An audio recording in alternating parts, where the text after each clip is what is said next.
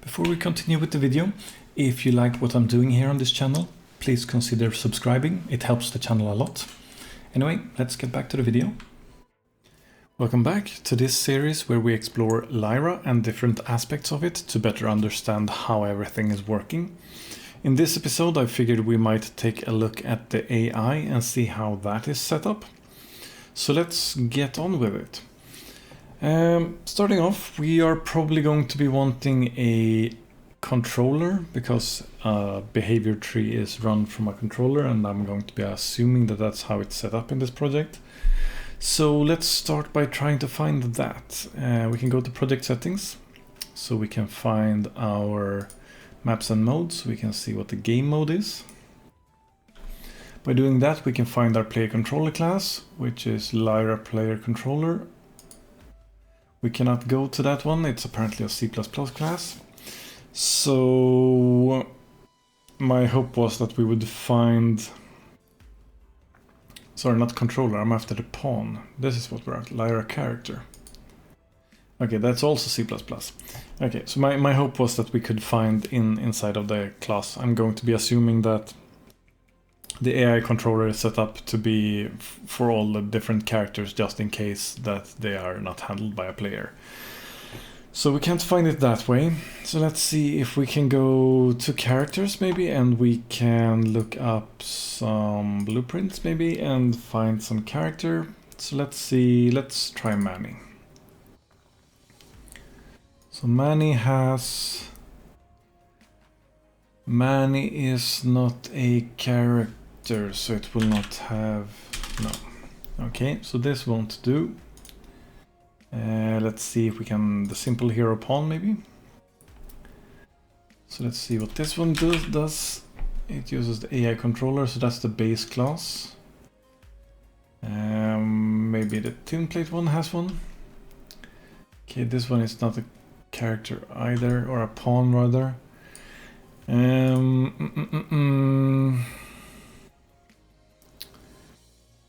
Hero default perhaps. That one also has the default character or AI controller.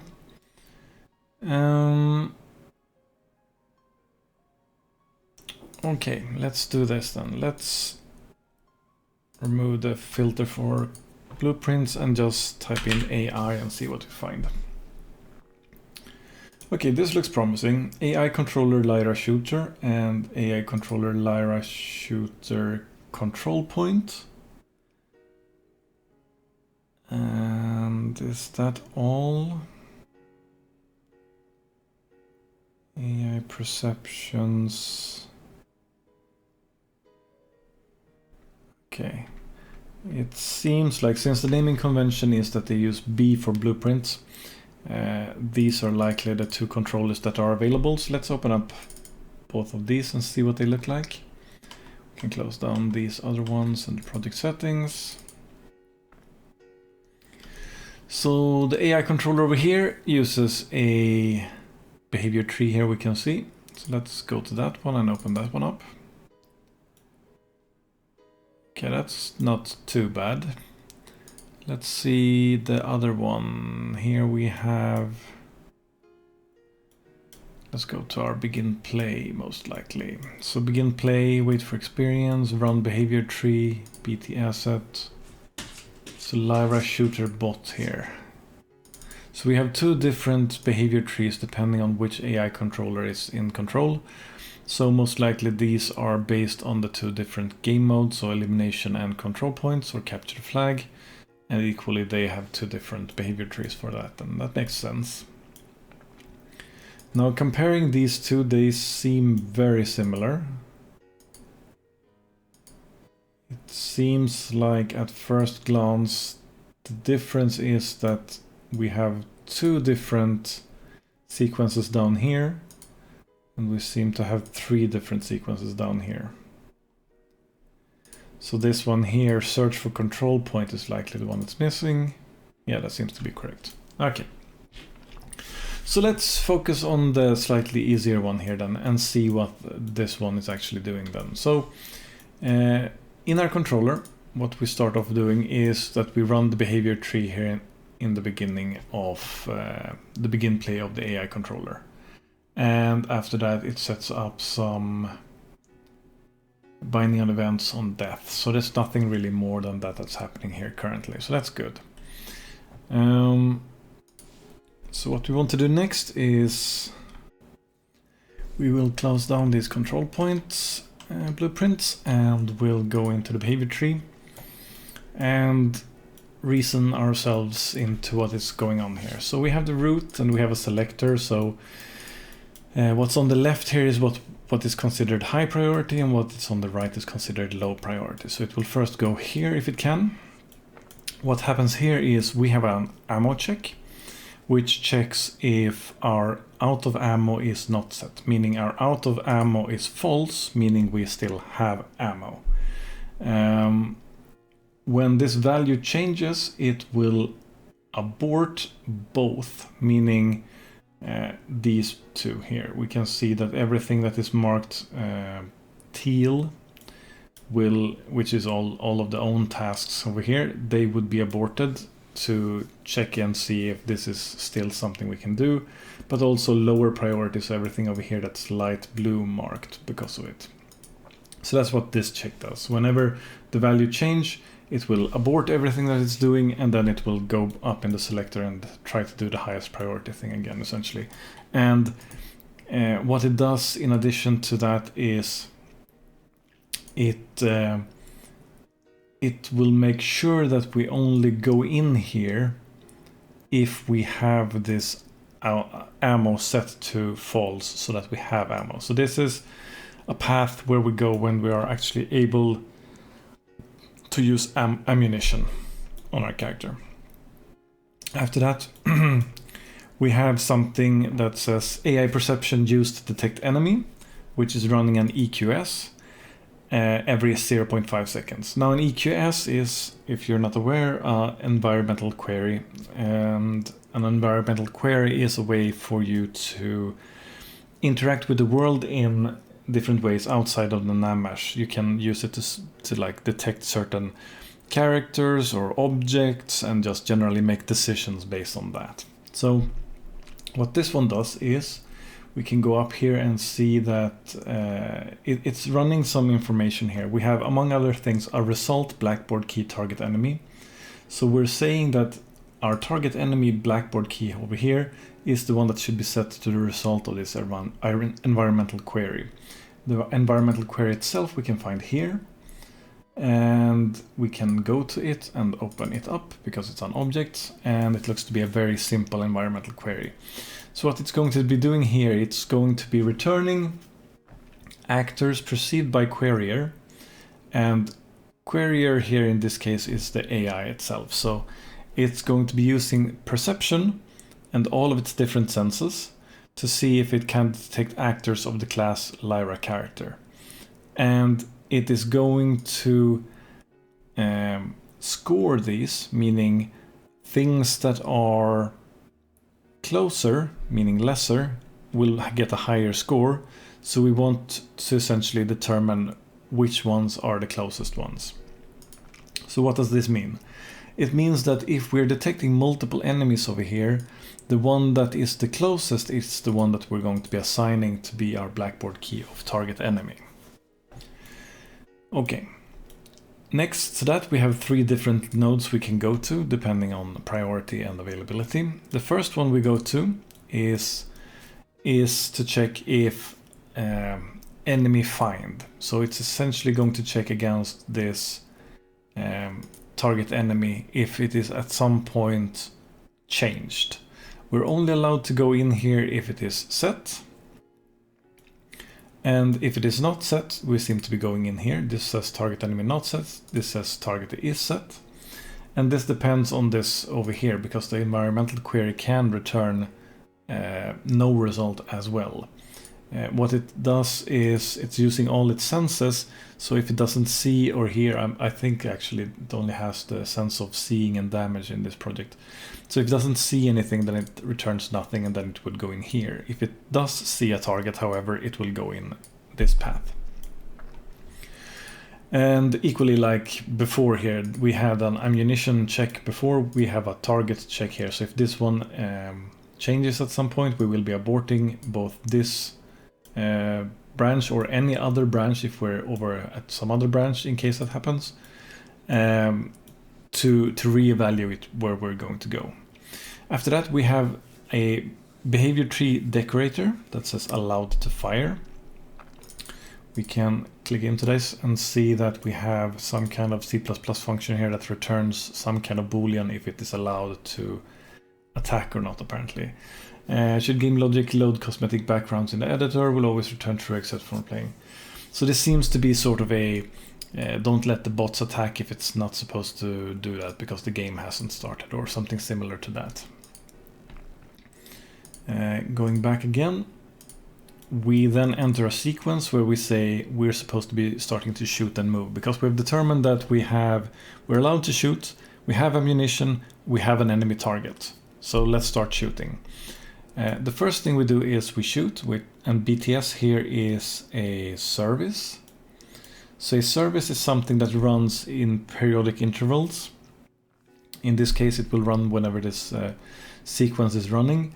And we can see that it has a setting here of an interval of 0.1 and a deviation of 0.3. So it will get 0.1 plus minus 0.3. And can't go below 0, so it becomes 0 to 0.4 seconds between each shot, essentially.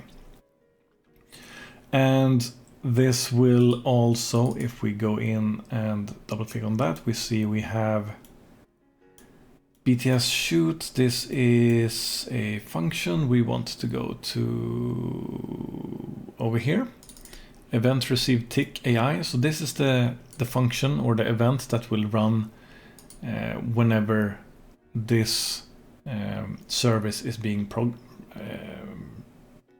processed. And what we do here is we check validation for a controlled pawn. After that, we go into the function that we were at, which is apparently a to-do, so maybe it's not completely done, I'm not entirely sure. And then it determines if we can shoot or not, and if we can't shoot, it sends a gameplay tag to the actor that it is firing, essentially. So not a whole lot of things is happening in here. Except for maybe, of course, the to-do here, which I'm not sure if we can evaluate properly when it says to-do, but it seems to have a fair amount of code in it. But since it says to do, I don't know if I should be evaluating it too much. So let's move on. Next step is setting focus. So we have another service here that runs every 0.5 seconds with a deviating factor of 0.1. And in here we will be on activation of the service. We will be going through and seeing to see what the boolean of set focus is, and set focus was a parameter that we're sending in, and it's currently set to true over here. And we can see we have a target enemy set here. It's slightly misspelled there, and we're saying that whatever the target enemy in the service is the value we should be populating our blackboard target enemy with here as well. Or possibly the other way around. Let's see what it says. So if it's set focus to false, we're clearing focus and not doing anything else. If focus is true, we're going in here and we're saying for our AI controller, we want to set the focus to be the target enemy. Okay, so it's using the input essentially. It's not reading out like I first said. It is essentially saying that this blackboard key that we have, which is the target enemy, which is set currently, that is what we should be using as our focus for our AI controller, so that it will be keeping track of it and looking at it and such. Okay, after we've done all of that, we're getting down here where it says find the best position.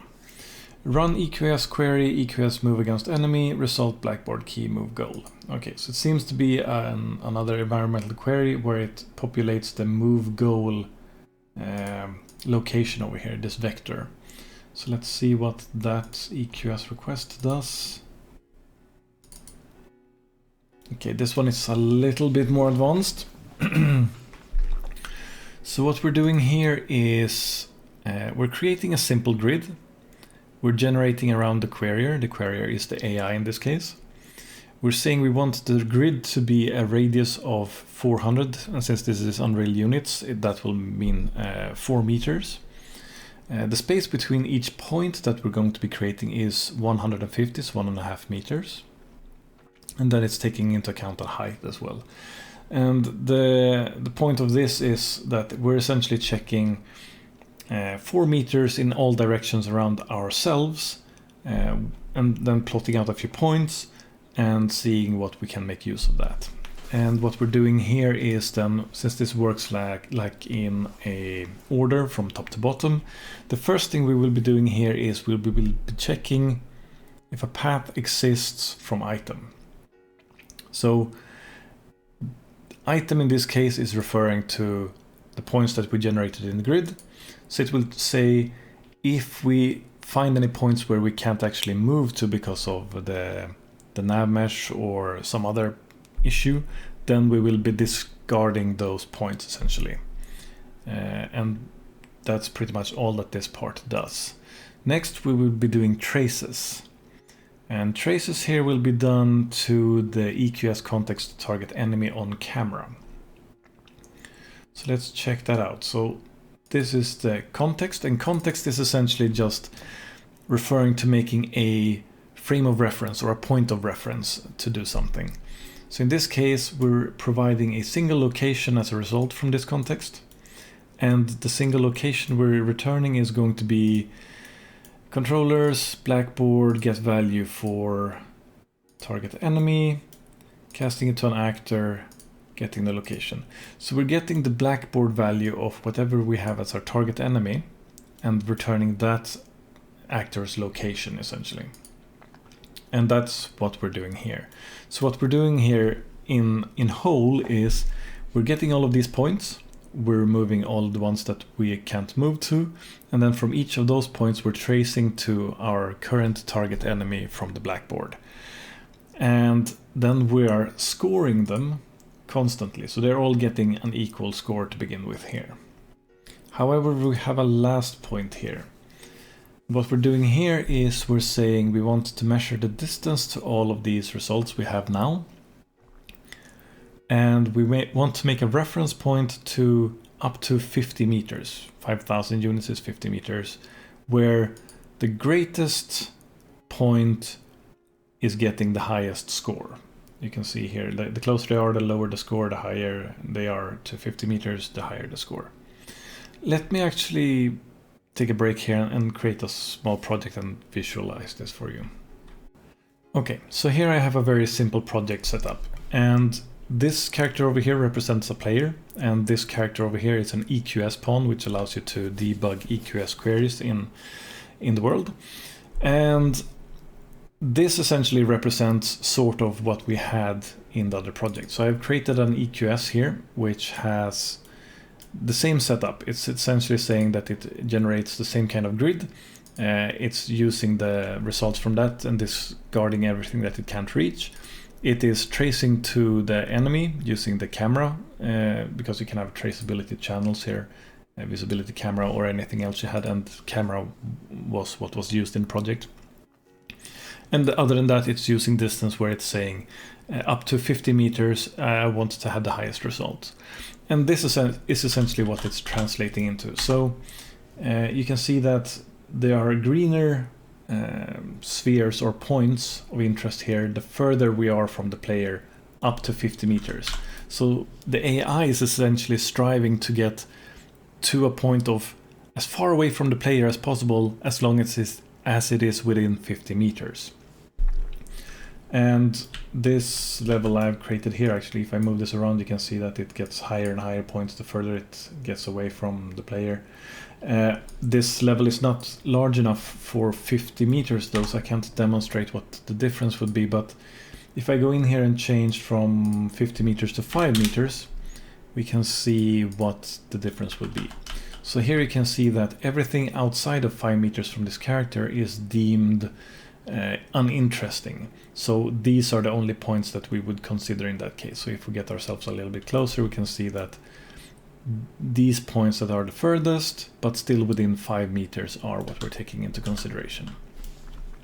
So that's essentially what the EQS is doing in the other project. So let's get back to that project again. And let's see, where were we? We were here. Yeah, so that's what this means by finding the best position. It's trying to get as far away as possible within 50 meters to keep some range to the player, essentially. And then it's moving to that location. On the other hand, if we end up with a situation where we can't actually sense a target, then we're going to be going in here. And we're only allowed to go in here as long as the target enemy is not set in the blackboard. We're going to be clearing our focus in case we have it set. And this is the same service that was run over here. So we just run the path where we actually went and cleared the focus, which is this part over here. Then we reload weapon, which is another service. Let's take a look at that. And the only thing this one does is it's sending a reload tag to this pawn, essentially. And I'm going to presume that this is something that I can't really track right now.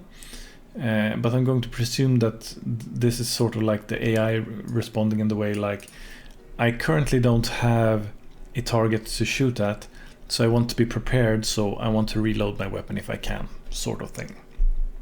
And that's probably what it's going to be doing with that tag. It's going to be reacting to it in that way, I'm assuming.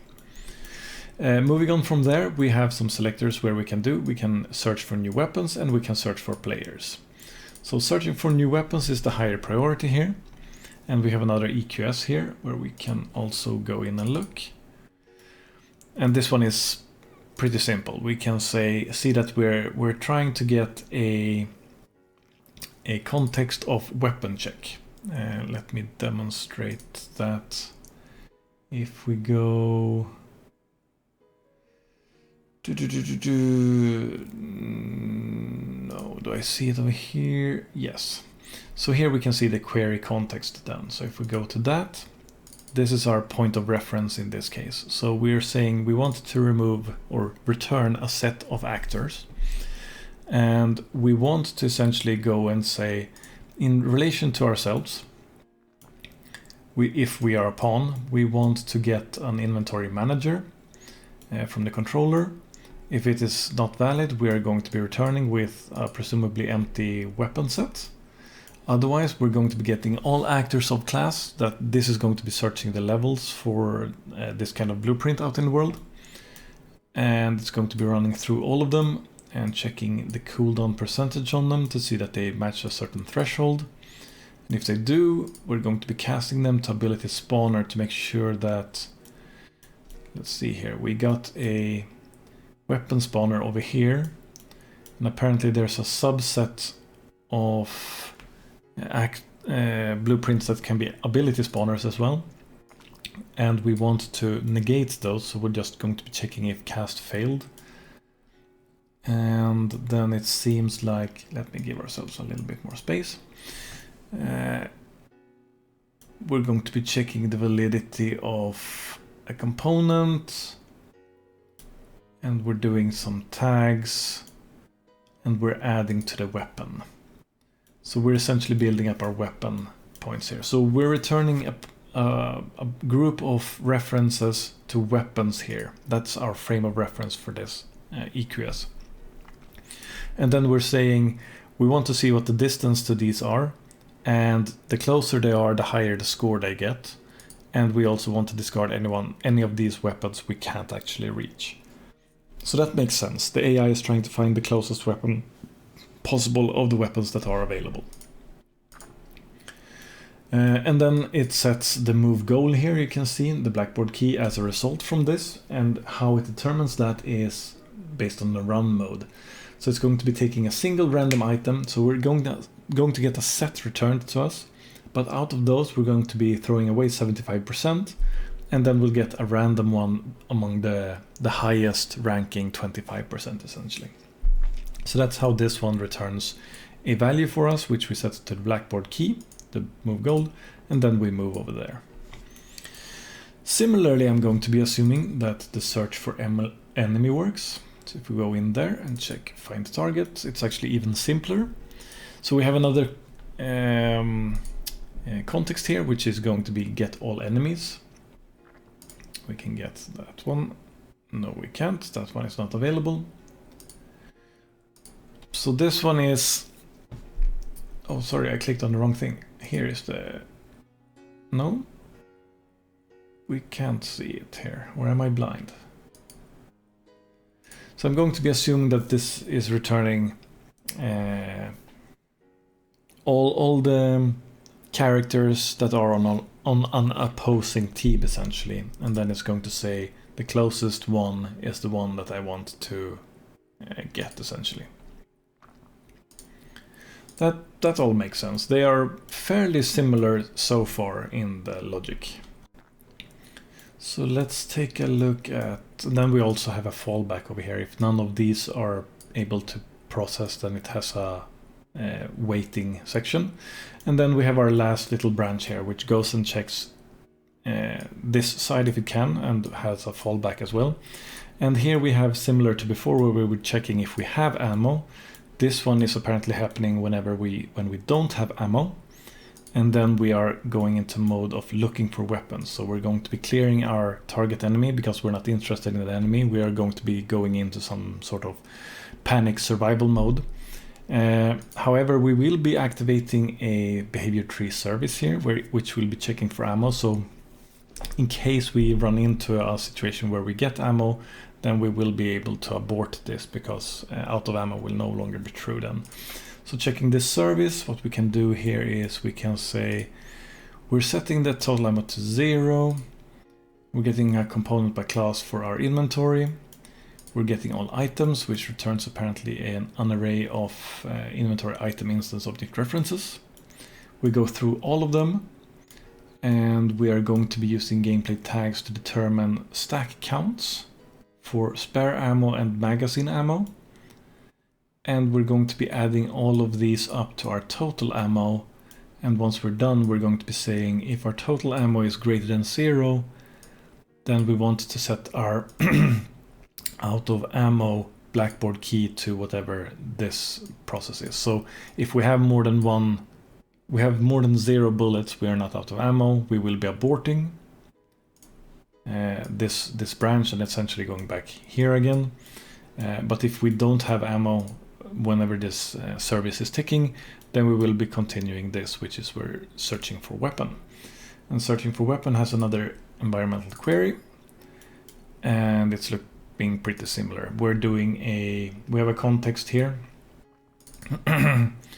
which is we're providing a set of actors, and the actors we're getting are going to be weapon spawner again. So this is the same that we looked at before. Yeah, so it's returning the weapon spawners in the world and trying to find which ones are currently having a weapon that are not abilities.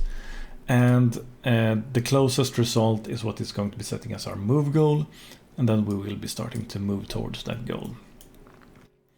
So that is essentially how the AI is set up to work in this project. I hope that this gives you some insight to how AI works and how this functions, or at the very least gave you some ability to follow in the same ways of deducing things like I did, so that you can make use of that to draw your own conclusions and follow the logic yourself. Anyway, I think that's all for now. Take care. Hopefully you found this video helpful. If you liked the video, leave a like. If you did not like it, leave a dislike. Leave any suggestions or comments you have down below. Subscribe and share this video if you want to see more like it in the future. That is all for now. Keep on learning. Take care.